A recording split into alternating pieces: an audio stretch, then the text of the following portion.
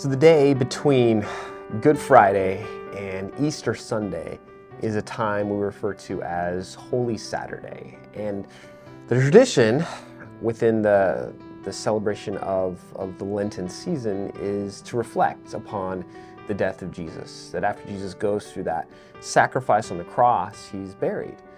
And Saturday really is this day of silence and reflection.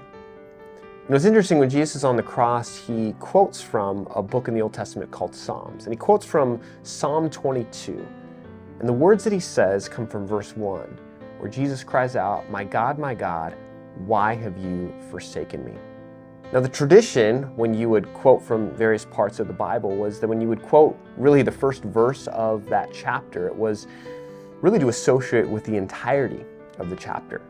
And Psalm 22 is a song of lament, and as you read through this really long psalm, you see similar sentiments and expressions being made. The poet says in verse 2, "My God, I cry out by day, but you do not answer me." He goes on to say, "Do not be far from me, for trouble is near, but there's no one to help me." And he uses these words, "God, please deliver me, please rescue me." So again and again, he has these pleas of feeling abandoned or separated or isolated from God. But then toward the end of the psalm, there's this shift, sort of a shift from a minor key to this major key, and it turns into a vow of praise. The psalmist says, "For God has not despised or scorned the suffering of the afflicted one. He has not hidden his face from him, but he has listened to his cry for help."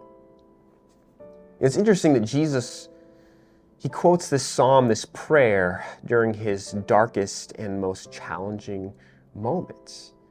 In many ways, he's expressing and revealing to us that a relationship with God, it's dynamic, and it looks like saying what needs to be said, and it looks like really telling God all the things that are going on.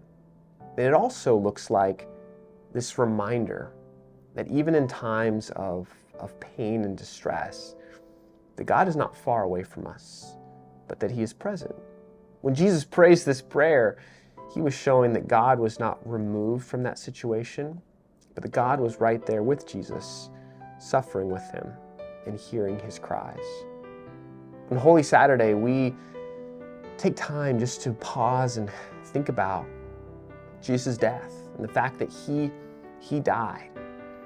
We also remember that there are times in our lives where we feel that sense of uncertainty, where we question why things are the way they are, where we wonder, God, are you there? Are you listening? And Jesus shows us that we can cry out to God. And we can encounter and discover ourselves that God's silence does not necessarily mean God's absence. That God is with us. That God is working oftentimes in ways that we don't perceive and that we don't see. So on this day, I want to encourage you just to take a moment to have some silence yourself. You might be going through a challenging season right now in life. Maybe you're going through a transition, or you're dealing with a loss of some kind. Take that to God. Choose just to be quiet before him. Because as we do that, as we reflect on those moments of challenge and setback, we're also reminded of the promise and the hope of resurrection and new life. We pause and we reflect on Silent Saturday, and we anticipate the hope of new life that comes on Easter Sunday.